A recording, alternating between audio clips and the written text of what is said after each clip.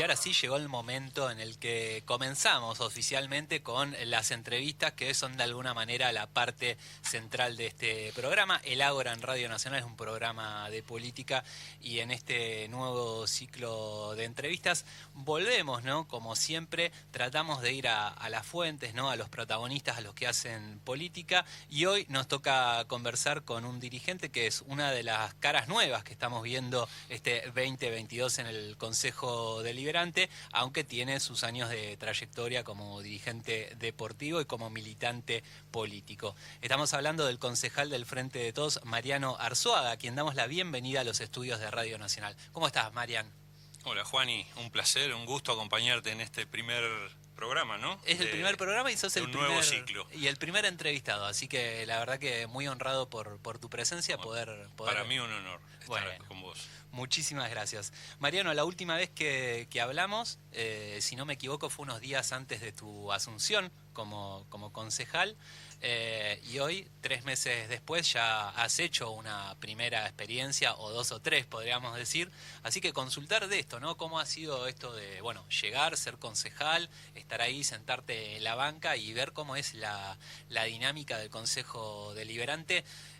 Ya no desde afuera, como lo puede ver alguien que hace periodismo, o en tu caso como dirigente, militante, ¿no? Que uno siempre se informa sobre lo que sucede, sino en primera persona. ¿Cómo ha sido esta experiencia? Bueno, en primer lugar, te cuento que asumimos el día 13 de diciembre, y esto no puedo dejar de decirlo porque para mí el día de la jura tuvo un peso muy importante por lo que significó, no para mí, sino para la organización para la que yo milito, porque tengo entendido que soy el primer concejal de la organización en asumir después de una elección. Claro. Entonces eso, bueno, a mí me llena de orgullo y de responsabilidad, así que nada, eso es una notita de color. Asumimos el día 13 y a partir de ahí ya estábamos estudiando el presupuesto, que no es una tarea para nada sencilla. Es uno de los expedientes más importantes que se votan en todo el año, ¿verdad? Totalmente, totalmente. Y con una cantidad de información, te diría que casi imposible de analizar una sola persona. Por suerte ahí también me encontré con mis compañeros y mis compañeras de bloque, que me dieron una serie de consejos de cómo entrarle al presupuesto, cómo nos dividíamos las áreas para cada uno revisar áreas diferentes, intercambiar información y llegar a lo que a los poquitos días se convirtió en esta maratónica visita de todos los funcionarios de las distintas secretarías en el Consejo, para lo que ellos llaman una especie de defensa del presupuesto de cada área. Yo no lo entiendo como una defensa, porque la verdad es que nosotros, si bien tenemos la posibilidad de decir alguna cosita o generar alguna pregunta, en todo caso, hasta ahora no he encontrado la forma que vamos a tener de modificarlo. Claro. Es decir, que es prácticamente llave en mano. El trámite. Sí, exactamente. Pero bueno, es muy interesante para mí aprender.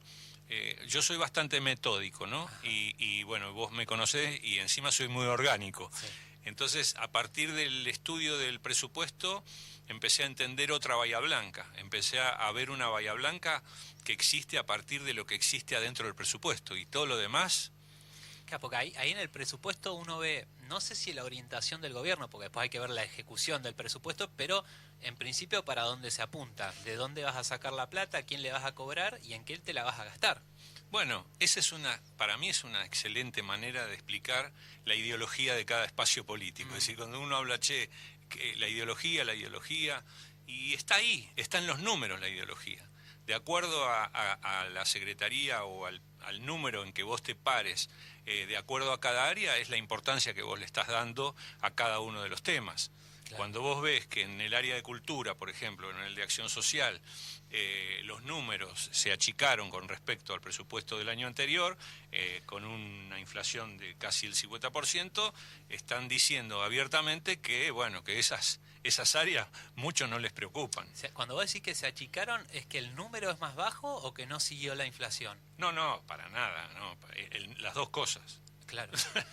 Claro, porque si vos tenés, por decir algo, 10 millones ahora y 10 millones el año que viene, te estás perdiendo lo de la inflación. Pero Sí, si sí. además achicás el número... Sí, en algunas partidas han achicado los números. Han achicado los números. Fortísimo. Y te diría una cosa, así todo no sería lo más grave, porque ya si querés te cuento un poquito más, avanzo un poquito más. Sí. Pasaron las visitas de los distintos secretarios en las que yo hice 2 o 3 intervenciones cortas tuve. Yo no soy un gran hablador, pero intento ser contundente con las preguntas o con los cuestionamientos. Es decir, intento no hablar para la tribuna. Cuando te pregunto, te pregunto. Por ejemplo, hablábamos recién fuera de aire el tema de la seguridad, y cuando ahí nos enteramos que el área, por ejemplo, de las cámaras de seguridad de la ciudad pasaron a manos de la Secretaría de Innovación. Tomá. De la Secretaría de Innovación. Sí. O sea, no en gobierno, porque ahora seguridad está en gobierno, pero las cámaras están en otra Pero cartera. las cámaras están en otro lado. Ah, bueno, uno necesita un GPS para entender la estructura del municipio. Es uno de los problemas, porque cuando mis compañeras y mis compañeros me decían que del presupuesto lo que hay que analizar de un año a otro es los cambios, lo difícil es cuando te corren el arco. Claro. Es decir, vos vas a buscar a determinada secretaría un área y no te la encontrás, y cuando preguntás nos enteramos ahí, ya a días de tener que aprobar el presupuesto, que ese área la cambiaron a otra secretaría. Claro. Pero no, te decía antes de lo más grave. Lo más grave es cuando el dinero que se utiliza es absolutamente discrecional, por un lado, o no se ejecuta. Claro.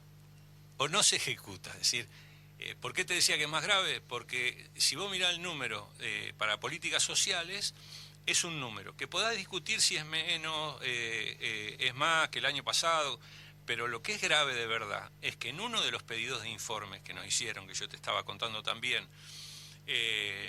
una anécdota que creo que viene al caso, ellos hacen un pedido de informes diciendo abiertamente que el gobernador estaba ajustando las políticas sociales de Bahía Blanca, puntualmente las de niñez. Entonces yo pedí, por favor, que me dejen, que me esperen, para hacer la consulta a la provincia, porque nosotros tenemos un vínculo muy estrecho con la provincia, entonces tenemos esa posibilidad. Y yo se la ofrecí a una concejala de Cambiemos, en este caso puntual, en donde ella quería sí o sí hacer este pedido de informes al gobernador, pidiéndole explicaciones a ver de por qué se había achicado o se había ajustado la política de niñez en Bahía Blanca. Y le dije, mirá, si vos me das tiempo, una sesión nada más, yo lo voy a charlar con la provincia. Si la respuesta que obtengo a vos te satisface, no lo presentás el pedido de informe. Y si no te satisface, lo presentás en la próxima sesión y se terminó el problema. Pero entre vos y yo vamos a empezar a recorrer un camino que al vecino y a la vecina de Bahía Blanca le sirven mucho. Que nosotros no es que nos llevemos bien para la tribuna, que nos llevemos bien de verdad. Que nos llevemos bien de verdad. ¿Sabés con qué me encontré, Juani? Con que ese reclamo que le hacían de políticas de niñez, hablé con el responsable de niñez en la provincia de Buenos Aires y me dijo, no, Mariano, ¿sabés qué pasa? El dinero que les tendría que haber tocado el año pasado, en el 2021, eran por UDI, por las unidades de infancia, para infancia, Ajá. Era de 7 millones de pesos. Y el gobernador, como todavía estábamos en pandemia, dijo, no, manden el doble. 14 millones. ¿Sabes cuánto usaron? Ellos dicen gasto y nosotros decimos inversión. Claro. Ahí sí hay palabritas que definen un poco la ideología, ¿no? Pero bueno, ¿sabes cuánto usaron para no usar ni gasto ni inversión? ¿Sabes cuánto usaron de los 14 millones que les mandó el gobernador? ¿Cuánto? 3. Claro, no tiene ningún sentido, porque si vos decís, usaron 7, vos decís, bueno, usaste lo mismo que antes, no aprovechaste el extra que te mandaron en un contexto de pandemia, pero si usaste 3... ahí hay un problema grave. Es un problema que tiene que ver con otra cosa, que a mí, una de las cosas de los roles que más me gustaría cumplir como concejal es tratar de allanar el vocabulario, el léxico y fundamentalmente arrimar las herramientas que ya existen dentro del Consejo Deliberante, que hay muchas ordenanzas que no se conocen, están en términos diferentes. Por ejemplo, en esto de niñez, escuchamos hablar de programas que en la provincia tienen un nombre y en la ciudad tienen otro, y que hay funcionarios que lo llaman de otra manera. Entonces nosotros necesitamos unificar no solo los criterios, necesitamos unificar la información, la forma en que brindamos la información, para que los vecinos y las vecinas estén sabiendo y al alcance de esas posibilidades, de esas políticas públicas, que hay muchísimas. Sí, sí. Y pienso también algo, por ahí no es de las cosas más importantes que ha pasado en estos meses en el Consejo Deliberante, pero para afuera me parece que fue una de las cosas que más ruido hizo, esto de las plataformas urbanas, ¿no? Que se aprobó una ordenanza. Después, bueno, ustedes la criticaron con mucha fuerza, hubo una defensa muy encarnizada de parte de Juntos y del otro bloque de Libertad Avanza, y luego se reconoció que hubo un error y se volvió. ¿Qué pasó y en qué quedó todo esto, Mariano? No, bueno, nosotros dijimos desde el principio que nosotros no vamos a criticar por criticar y no nos vamos a subir a cualquier cosa para tener una discusión política que le traiga algún rédito, nada, político a cualquiera de los dos o los tres espacios en este caso. Para que quede claro, no, el bloque nuestro, yo no estaba todavía, pero el bloque nuestro durante la pandemia apoyó la aprobación de la ordenanza que le permitía a distintos comerciantes gastronómicos, porque en la pandemia se los estaba comiendo económicamente, la autorización de la instalación de estas plataformas. Sí. Bien, se aprobó, pero se aprobó y quedó pendiente de reglamentación, porque hay una serie de cuestiones dentro de esa ordenanza que no se han cumplido, como por ejemplo el acceso de las personas discapacitadas, ese tipo de cuestiones que no son simples. Bueno, No, claro. No importa. En una de las sesiones extraordinarias que se pide en el mes de enero, creo que fue, se presenta de nuevo una extensión, pero ya con 18 nombres y apellidos de puntos donde se quería extender el plazo, eximir de impuestos, pero esta vez no solo de eximir de impuestos de los derechos de publicidad y del espacio público, sino que la gran sorpresa para nosotros fue cuando nos encontramos que en el proyecto de ordenanza figuraba la exhibición de impuestos de la tasa de seguridad e higiene. Que de alguna manera es la columna vertebral no quiero llamar de los impuestos municipales, pero de las tasas. Absolutamente, es uno de los dineros que entran al Estado municipal más importantes, es decir, tan importante que cuando nosotros generamos esa discusión, los que se le tiraron al cuello a sus propios concejales fue la Secretaría de Economía, cuando dijeron, ¿ustedes están hablando en serio que presentaron este proyecto?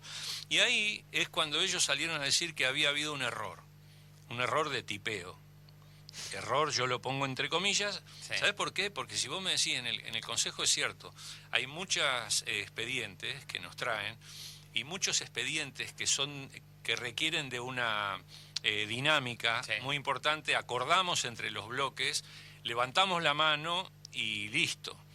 Pero hay otros que son picantes, como este, por ejemplo, que no es que se les pasó porque fue un expediente que se anunció, se levantó la mano, se votó y no nos dimos cuenta. No, se argumentó. Claro.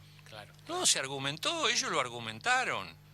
Es decir, y no es una pavada, porque aparte de otra cosa, primero, la Secretaría de Economía tenemos entendido que puso el grito en el cielo cuando se enteró que se estaba eximiendo del impuesto, porque el impuesto no es sobre la gente que consume arriba de la plataforma. La tasa de seguridad e higiene es sobre todo el negocio. Porque, digamos, la idea detrás de este proyecto original, que no vos porque no habías asumido, pero sí el Frente de Todos apoya, es darle una exención en lo que es la tasa de uso de espacio público de publicidad a quien ponga una plataforma urbana, porque en pandemia se volvía necesario. Entonces, bueno, no podés trabajar adentro, te dejamos trabajar afuera y te sacamos el impuesto. Pero esto es como sacarle ingresos brutos, digamos, a un negocio por poner un cartelito. Sí, pero no a un negocio, a algunos y a todos los demás no. Claro. Porque déjame aclarar algo, Juani. Sí. En todos estos temas que son polémicos, en todos estos temas Cambiemos tiene una habilidad muy especial para dejarnos siempre a nosotros del lado de los malos. Es como que nosotros tenemos algo en particular con los gastronómicos que quieren poner plataforma. Y la verdad es que nosotros no tenemos nada ni contra ellos ni contra nadie. Al contrario, nosotros si hay un beneficio que se puede dar por culpa de la pandemia, queremos que los tengan todos. Y si después hay una extensión de eso, también queremos que lo tengan todos. Lo que no entendemos es por qué algunos. Eso es lo que siempre sucede en este tipo de discusiones. No, claro, se entiende, y qué llamativo, ¿no? Estas idas y vueltas. Mariano, aprovechando que nos quedan unos últimos minutitos de esta entrevista, no quería dejar pasar para preguntarte, vos hoy al inicio de esta entrevista remarcabas, ¿no?, que vos, además de que ser concejal, sos militante de una agrupación. Estamos hablando de la Cámpora, la agrupación política, creería yo, más grande del país, ¿no? Y en los últimos días, semanas, se viene dando una situación un poco atípica dentro del Frente de Todos, con la cuestión del acuerdo del FMI, esta refinanciación de la deuda que ha dejado el expresidente Mauricio Macri, y que desde el gobierno nacional se ha llegado a un acuerdo, pero desde un sector del kirchnerismo, y no desde cualquier sector, sino justamente el que encabeza Máximo Kirchner, que es el máximo referente de la agrupación a la que vos perteneces, se lo ha criticado con mucha dureza y se ha marcado una oposición, tanto afuera como en el recinto, ¿no? ¿Cómo transitan, cómo la transitas vos, ¿no?, como concejal de la Cámpora esto, sabiendo, ¿no?, que vos por ahí no estás en esa rosca nacional de viendo qué pasa con el FMI, sino que muchas cosas te enterarás por las noticias, otras me imagino que no, pero digamos que no depende de lo que puedas hacer vos o tus compañeros más cercanos, ¿no? ¿Cómo se transita esto y cómo impacta también en lo que es el Frente de Todos acá en Bahía Blanca, en el Consejo y afuera del Consejo? Mira, la verdad, a mí me encanta este tema, pero yo debo contestarte con una doble responsabilidad. Ajá. Igual te voy a empezar suave y te voy a terminar acelerando. Bueno, bienvenido sea. Suave, ¿por qué? Suave, ¿por qué? Porque yo tengo, como militante político y como concejal, tengo dos responsabilidades, una más grande que la otra. Primero voy como militante.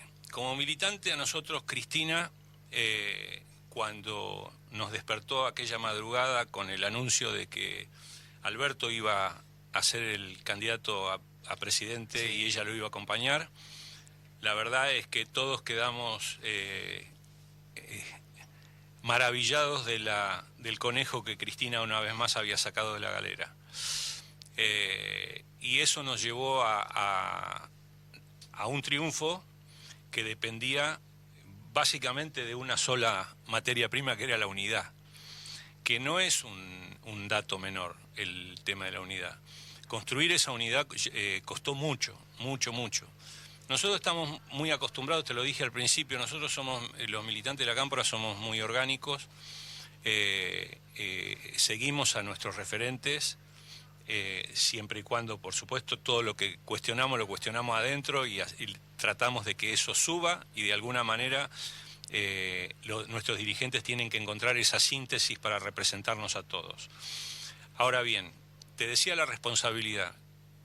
El Frente de Todos necesitó de la máxima voluntad de todos los militantes y de todos los espacios que conforman el Frente para que esa unidad se concrete y logremos un triunfo electoral y lo saquemos de una vez por todas a Macri, que era lo que estaba para nosotros haciéndole mucho daño al país.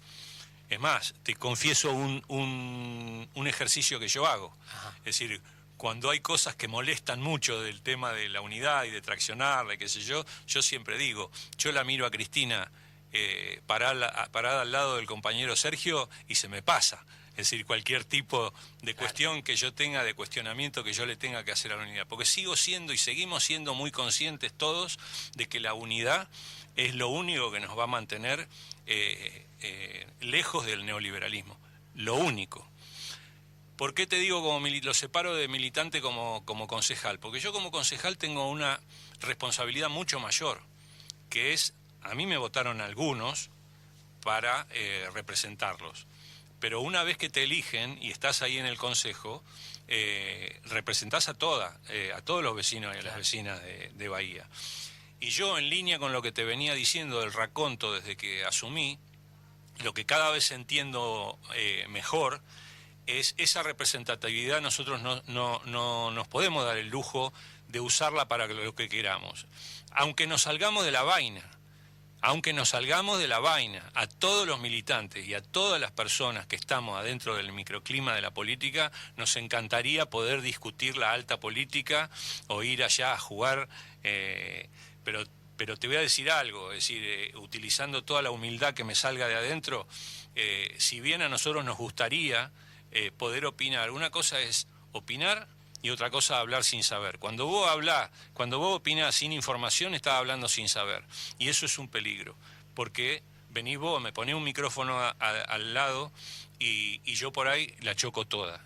¿Qué quiere decir la choco toda? Nosotros, a los militantes, a los espacios políticos, a los que nos hemos hermanado durante el tránsito de este Frente de Todos en los últimos 2 años, nos cuesta muchísimo construir esa unidad en el territorio. Entonces, por un tuit que se cruce a nivel nacional, nosotros no podemos entrar en lo mismo y poner en riesgo eso, porque estamos seguros que nuestros referentes y nuestros dirigentes van a necesitar que nosotros sigamos haciendo lo que estamos haciendo, que es construir la unidad, seguir articulando todas las políticas que tenga al alcance el gobierno nacional y el gobierno provincial para poder seguir uniéndonos y articulando esas políticas. Y te dije que terminaba acelerando porque lo que sí debo decir, que por supuesto banco a Cristina Sí. a morir, a Máximo a morir, al Cuervo a morir. ¿Y por qué? Porque creemos que desde Néstor para acá, nunca nuestros dirigentes hasta ahora se han puesto del lado que no correspondía. Entonces, como creemos que una vez más estamos del lado correcto, creemos que le estamos aportando mucho al Frente de Todos y al presidente con decirle unas cuantas cosas sin poner el riesgo, que es lo que hizo y cumplió Máximo cuando presentó el comunicado y la renuncia, es lo que hizo. No jugó en contra del acuerdo, pero le dio la posibilidad al presidente de que tenga alguien que sí traccione muy a favor. Y hoy Máximo, junto con nuestra organización, están construyendo un grupo que seguramente le va a dar mucha fortaleza al gobierno del Frente de Todos.